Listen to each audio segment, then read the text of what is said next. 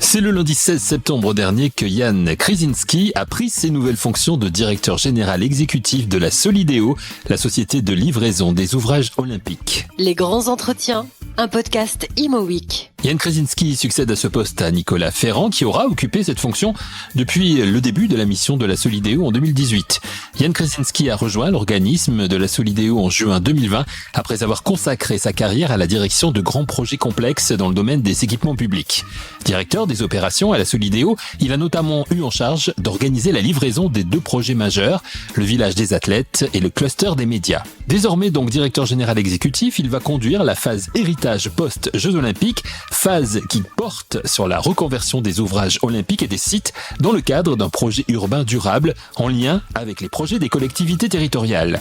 Nous en parlons aujourd'hui avec lui, mais avant d'aborder le sujet, revenons sur ces Jeux Olympiques de Paris, magiques pour les Français mais aussi pour le monde qui les a suivis. Ces Jeux, comment Jan Křetínský les a-t-il vécus, lui qui a été l'un des acteurs de cet événement planétaire ? Alors, déjà beaucoup d'émotions. On l'a vécu de l'intérieur. Quelle chance d'accueillir les Jeux chez nous. La France accueille les Jeux d'été une fois tous les 100 ans. Donc beaucoup d'émotions de ma part. Plus que de la fierté, c'est plutôt le sentiment du devoir accompli. On travaille sur ces ouvrages depuis 7 ans. On est guidé depuis 7 ans par la maire de Paris, qui est la présidente de notre conseil d'administration, Anne Hidalgo. On est sur un projet qui est très ambitieux en matière environnementale, sociale, mais il fallait aussi livrer à l'heure et dans le budget. Et donc vraiment pour moi, c'est une forme de plénitude de voir ces objets qui sont en plus très beaux. On a réussi la première mission de la Solideo. La Solideo a 2 missions. La première, c'est livrer dans les temps, dans les ambitions et dans le budget. Et ça, c'était mission accomplie. Et ça, c'était un sacré défi parce que vous avez eu peu de temps finalement pour faire tout ça. On a été créé fin 2017. Moi, je suis arrivé à la Solideo début 2020 et il fallait qu'on remette les clés des 70 ouvrages à Paris 2024 le 29 février 2024. On devait les remettre à minuit, on les a remis à midi, donc avec 12 heures d'avance. Et en fait, on ne se rend pas compte qu'un tel programme, c'est 3,8 milliards d'euros de construction, à livrer de façon coordonnée en un seul jour. Ça n'existe jamais, ça ne se fait jamais. Et donc, on a réussi, on est un peu l'anomalie de la gestion des grands projets. C'est très rare. Il fallait les livrer en temps, mais il fallait les livrer de façon à ce qu'ils soient parfaits aussi. Et ça, c'était pas gagné non plus tout de suite. J'imagine que vous avez dû avoir quelques nuits blanches. Alors, en fait, plutôt que parfait, je dirais que les ouvrages, on a défini des ambitions élevées. Donc, en accord avec la maire, en accord avec le gouvernement, nos tutelles, des ambitions élevées en matière essentiellement d'accessibilité universelle, en matière environnementale et en matière sociale. Donc, accessibilité universelle, l'idée pour nous, c'était de démontrer qu'on peut construire un quartier de ville, si je prends l'exemple du village, parfaitement accessible à tous les types de handicap. Et donc ça, c'était très important pour nous de démontrer que quand on veut, on peut, et que la ville d'aujourd'hui, on sait la construire parfaitement accessible à tout le monde. Et ce qui est accessible aux personnes en situation de handicap, en fait, c'est désiré par beaucoup de gens, parce que du coup, c'est confortable. Donc ça, c'est fait. On sait faire. On l'a démontré. En matière environnementale, on a construit avec 50% de production de carbone en moins par rapport à ce que le code de la construction impose. Et à l'échelle du village des athlètes, par exemple, c'est de démontrer que la construction française sait construire des objets extrêmement performants en matière de carbone. Pour finir, en matière sociale, on a réduit par 4 le volume d'accidentologie. Et ça, c'est très important pour nous, c'est de démontrer que l'accident sur un chantier, ça n'est pas une fatalité. En fait, on sait réaliser l'acte de construire de façon beaucoup plus sécurisée que ce qu'on pensait. Et puis, on a, en matière sociale toujours, on a réaliser plus de 10% des heures sur les chantiers avec du public loin du travail. Et donc, on a utilisé les jeux pour essayer de rapprocher des personnes qui ont été loin de l'emploi. Voilà. Donc, des ouvrages qui sont pas parfaits. Ils ont été très ambitieux et on a tenu le niveau d'ambition qu'on s'était fixé fin 2017. En tout cas, les athlètes étaient satisfaits. A priori, il n'y a eu aucune critique négative sur le village des athlètes et sur les lieux justement de ces Jeux Olympiques et notamment avec les Paralympiques. Au contraire, ils ils ont apprécié la possibilité d'accéder facilement. Oui, et je peux citer une athlète, je crois, qui disait, c'est le Disneyland de l'accessibilité. C'était le rêve de l'accessibilité. Mais c'est très important pour nous de montrer le projet, il n'a pas coûté plus cher, en fait. Quand on prévoit dans la conception les éléments d'accessibilité, en fait, ça ne coûte pas plus cher. Il faut juste l'anticiper et avoir la volonté de le faire. Tout cela devrait servir de jurisprudence, en tout cas d'exemple, pour cette construction. Oui, et donc nous, notre enjeu, c'est d'avoir un héritage matériel, c'est-à-dire que ces ouvrages, c'est des ouvrages qui vont être très rapidement en 2025 livrés aux usagers et aux habitants. Et donc essentiellement en Seine-Saint-Denis, c'est 4000 logements qui seront accessibles, ouverts au public d'ici fin 2025. Le village des médias qui va ouvrir fin du premier trimestre pour sa phase 1. Le village des athlètes fin 2025. Le centre aquatique olympique mi-25. Donc plein d'ouvrages qui vont être ouverts au public. Mais donc on a aussi un héritage méthodologique au-delà de cet héritage matériel. Et l'héritage méthodologique, c'est de dire que on a déployé un certain nombre d'actions, de méthodes, de bonnes pratiques, une gouvernance particulière qui permettent aujourd'hui en 2024, demain en 2025, de livrer rapidement des quartiers de ville dans les budgets qui soient désirables, qui soient beaux. Et en fait, on veut donner cette image de la ville qui soit une ville dans laquelle on se plaise à se balader et avec des logements qui soient confortables, puisqu'on les a conçus pour que en climat 2050, il n'y fasse pas trop chaud. On a planté plein d'arbres pour que dans les espaces publics, quand on se balade, il y ait de l'ombre. Et donc voilà, nous c'est vraiment cette et on est aménageur, hein, on a l'ADN à la Solideo et l'aménagement public, c'est la conception de la ville. Et donc on veut vraiment laisser cette trace-là d'un quartier de ville qui soit durable et désirable. Un quartier de ville vivable et désirable à partir des ouvrages olympiques pour lesquels la Solideo entre actuellement dans la deuxième phase, celle de la reconversion. En tant que nouveau directeur général exécutif de la Solideo, succédant à Nicolas Ferrand, Jan Křetínský nous explique quels sont les principaux défis qu'il prévoit de relever avec ses équipes dans les mois à venir. On est en fait dans une forme de continuité. On a planifié cette phase d'héritage depuis le tout début. Quand on a conçu les ouvrages, on les a conçus avec la volonté qu'ils servent pour les jeux, mais aussi qu'ils soient utiles pour le territoire. Et donc dans tous nos plans, dans toute notre conception, les deux phases sont intégrées. C'est un petit peu technique ce que je veux dire, mais on a eu le permis de construire avec les deux phases dans l'autorisation d'urbanisme, ce qui n'avait jamais été fait. D'ailleurs, on a eu un véhicule législatif pour pouvoir le faire. Et donc nos plans et donc notre réflexion, notre programmation, la conception, tout ça a été fait avec les deux phases en tête. Et donc, par exemple, les collectivités étaient très impliquées dès la phase amont, non pas parce que elles avaient un arbitrage à prendre pour les jeux, parce qu'on voulait leur validation pour que ce qu'on construise pour les jeux soit très facilement transformable, transposable pour l'héritage. Pour revenir sur votre question, donc je m'inscris dans une forme de continuité, mais en même temps c'est un nouveau départ pour nous. C'est que les Jeux sont passés, alors c'est merveilleux, la France a accueilli le monde et ça je suis très très fier, ça s'est très bien passé en tant que citoyen français. Et donc, mais là on est sur un élan très positif, on est sur une vague très positive. Et donc moi mon objectif c'est que maintenant les Français, les habitants, les riverains, ça fait plusieurs années qu'ils attendent de pouvoir, après avoir vu les ouvrages, de pouvoir les utiliser. Et donc il faut très vite qu'on puisse les reconvertir, les transformer, les ouvrir au public. Donc mon enjeu dans les 16 mois à venir, d'ici fin 2025, c'est d'avoir ouvert la quasi-totalité des ouvrages olympiques aux usagers et au public. Mon deuxième enjeu, et je le mentionnais tout à l'heure, c'est de se dire que on a peut-être, je sais pas si on a inventé, mais en tout cas on a affiné des méthodes de gestion de grands projets, et j'aimerais pouvoir léguer ça à la profession des porteurs de projets. Vous savez qu'on va accueillir les Jeux d'hiver en 2030. On échange avec Los Angeles qui accueille les Jeux en 2028.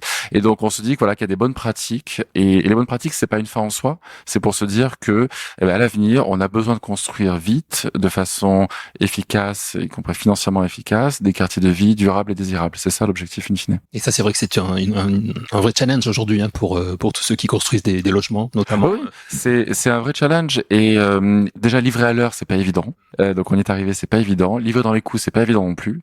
Quand on livre à l'heure et qu'on livre dans les coûts, il faut ensuite arriver à maintenir le niveau d'ambition à un niveau élevé. Et durant la vie des projets, malheureusement, des fois, c'est les ambitions qui sont sacrifiées quand il y a un sujet sur le coût ou sur le planning. Et donc, voilà, nous, ce qu'on voudrait laisser comme héritage immatériel, c'est que non, quand on a la volonté et quand on a un certain nombre de méthodes, on peut maintenir un haut niveau d'ambition et donc livrer des quartiers environnementalement et socialement exemplaires, malgré la contrainte du budget, du planning à respecter. Alors vous avez évoqué la reconversion, bien sûr, des ouvrages olympiques. Quel type de projet de reconversion, justement, vous envisagez pour ces ouvrages olympiques? Et est-ce que ces projets vont contribuer au développement durable du territoire, justement? Donc très concrètement, la reconversion, sur le village des athlètes, c'est à peu près une trentaine de bâtiments qui sont déjà construits, puisqu'ils ont accueilli les athlètes.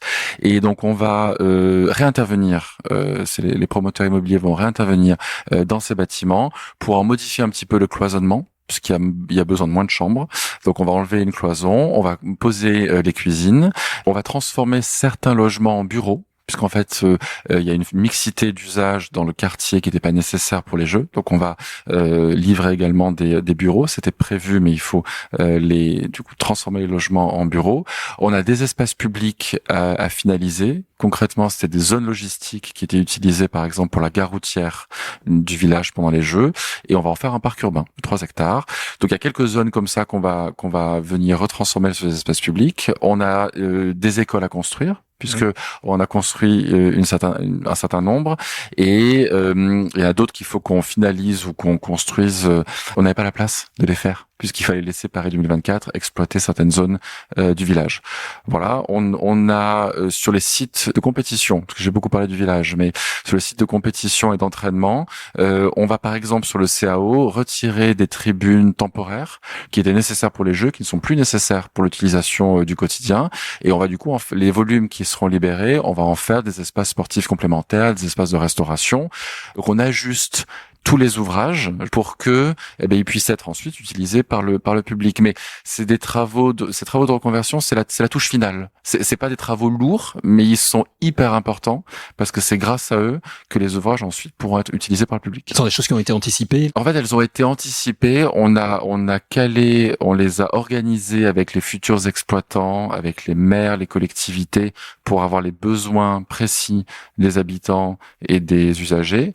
Et donc maintenant, on n'a plus qu'à réaliser ces travaux. Dans quelques semaines, les travaux démarrent et fin 2025, ils seront quasi totalement réalisés. Et pour cela, c'est bien sûr tout un travail avec des promoteurs que réalise la Solideo, comme nous le confirme Yann Krasinski. Absolument, on travaille avec plusieurs promoteurs, on travaille avec 4 groupements de promoteurs sur le village des athlètes, 2 groupements de promoteurs sur le cluster des médias. C'est une relation qu'on avait que depuis longtemps. On les a à bord depuis 2020 et ils ont donc du coup dans leur cahier des charges les bâtiments pour les jeux et puis les bâtiments pour la phase héritage. Comme qui par exemple? On a sur le village des athlètes, on a Vinci Immobilier, on a ICAD, CDC Habitat, on a Pichet et Le Gendre, et on a Nexity et FH Immobilier. Sur le cluster des médias, nous avons Sogeprom de Mathieu Hébert Immobilier, et puis Amétis. Vous l'avez dit, vous travaillez toujours avec les collectivités territoriales pour assurer la réussite de ces projets d'héritage. C'est facile, c'est compliqué de travailler avec les élus? C'est notre métier. En fait, on est aménageur et donc c'est ce qui fait aussi le charme de ce travail, c'est que on a la capacité avec les élus d'organiser un futur quartier pour les besoins des habitants. Et donc l'élu a un rôle fondamental parce que c'est lui qui va maîtriser ce qui est nécessaire pour son territoire. Et donc dès 2018, enfin même avant pendant le dossier de candidature, et puis dès qu'on a été attributaire des jeux, on a travaillé main dans la main avec les élus et les services pour que chacun des bâtiments qu'on construise, certes, il soit utile pour les athlètes, mais qu'ensuite le bâtiment soit utile pour le territoire. Et donc on a validé ce qu'on appelle la programmation urbaine du quartier avec les élus. On les rencontre rencontre très très souvent. C'est notre métier d'aménageur. Et là, notre partenariat va presque même s'intensifier parce qu'on va rentrer dans le concret. On va ouvrir les quartiers et donc nous aménageurs, on va devoir travailler main dans la main avec la collectivité pour que les habitants puissent être le mieux accueillis possible. Les premiers logements seront livrés quand? Sur le village des médias, les travaux de reconversion sont plus rapides, sont plus légers, donc dès la fin du premier trimestre 2025, premiers habitants. Et sur le village des athlètes, ça sera au 4e trimestre 2025. Comment vous équilibrez justement l'héritage et l'innovation? Il y a cette idée de préserver l'héritage et d'introduire aussi de nouvelles idées, des innovations dans le développement. Oui, alors en fait, pour moi, il faut pas opposer héritage et innovation. Pour moi, l'innovation fait partie de l'héritage. Et donc, je peux vous prendre 2 exemples. En matière d'innovation, on a utilisé beaucoup de bois. Et c'était une manière de réduire l'impact du carbone. Et donc, dans le village des athlètes, la plupart des bâtiments en dessous de 28 mètres de hauteur ont des planchers et ou des poutres en bois qui font leur structure. Et donc, on est assez innovant parce que c'est pas évident d'utiliser du bois en façade. Il a fallu qu'on protège le bois avec un matériau externe qui soit à la fois beau parce que c'est la façade et qui protège le bois. Du coup, on va léguer une méthode constructive sur l'utilisation du bois qui pourra être réutilisée par d'autres. Et donc, cette innovation, c'est un héritage immatériel pour la filière de la construction. Si je dois prendre un deuxième exemple, ça serait sur la place des athlètes, qui est la place principale du village. On a disposé des structures qui vous protègent de la pluie, du soleil, des ombrières, qui en même temps sont des filtres de l'air et qui, du coup, sont capables de retirer 95% des particules fines de l'air. Donc, si vous allez vous asseoir sous ces aérofiltres, vous respirerez un air qui sera quasiment parfaitement pur. Et ça n'a jamais été fait à ma connaissance en France. Et donc, je pense que ça pourrait être un dispositif qu'on pourrait répliquer dans l'espace public pour fournir des endroits où l'air sera purifié. Dispositif qui marche. Hein. Et donc on l'a testé, et donc on est en train d'ailleurs il est monitoré, et ça fonctionne. Oui. Quand il faut livrer à l'heure et qu'en plus il faut être innovant, il faut être exemplaire en matière sociale, en matière environnementale, c'est pas évident parce qu'on rajoute des contraintes. Mais en fait, ce qui aurait pu être une contrainte est devenu une source de motivation. Je pense que tous les promoteurs, les constructeurs, les collectivités, l'État, les tutelles, tout l'écosystème. En fait, c'est pas la Solideo qui a réussi, c'est tout cet écosystème-là sous l'égide de la maire de Paris et du délégué interministériel et de mes tutelles. Et en fait, c'est devenu une fierté, c'est devenu une source de motivation, et on s'est dit, on ne livre pas juste des ouvrages olympiques avec un O minuscule, on livre des ouvrages avec un O majuscule qui en fait font un peu histoire, qui vont faire l'histoire parce que ils sont exemplaires sur les sujets que je vous évoquais. Avant d'être directeur général exécutif, vous étiez directeur des opérations. Quel a été votre plus grand succès à la Solideo, ou en tout cas celui qui vous tient le plus à cœur? Alors mon succès, c'est le succès des équipes, mais c'est, si vous voulez, donc la Solideo, on était au moment des Jeux, on était 150. Donc moi, le volet opérationnel, c'était à peu près la moitié, 70. À 70, on a soulevé des montagnes. Moi, la fierté que j'ai, c'est que, et c'est pour ça que j'aime mon métier, qui est la gestion de projet, c'est que c'est de façon inhérente un travail d'équipe, et vraiment 70 individus seuls n'auraient jamais réussi à faire ce que le collectif des gens de la Solideo a réussi à faire. Donc pour moi, c'est ça, cette plus grande fierté, c'est les hommes et les femmes qui avons réussi à un peu faire des exploits ensemble. La Solideo entre dans une nouvelle phase aujourd'hui, post-Jeux Olympiques. Quelle est votre vision à long terme justement pour cette société, et quel impact vous espérez qu'elle va avoir sur ce territoire aujourd'hui? On est dans l'acte 2 de la Solideo. Donc l'acte 1, c'était la livraison des ouvrages olympiques, et l'acte 2, c'est leur reconversion. Et pour moi, dans les mois à venir, ma vision, c'est la transmission. On va transmettre au territoire les ouvrages, ils vont être ouverts au public. On va transmettre nos méthodes, ce qui serait bon de réutiliser pour les futurs grands projets. Et voilà, donc on est dans cette histoire particulière où, comme pour tous les projets, il faut au bout d'un moment s'en séparer. Et donc quelque part, pour moi, c'est la concrétisation de très nombreuses années de travail. C'est presque l'apothéose, c'est l'acte de transmettre, c'est l'acte final que réalisera la Solideo. Et d'ailleurs, on est une société de projet. On a été créé fin 2017, et on aura une fin.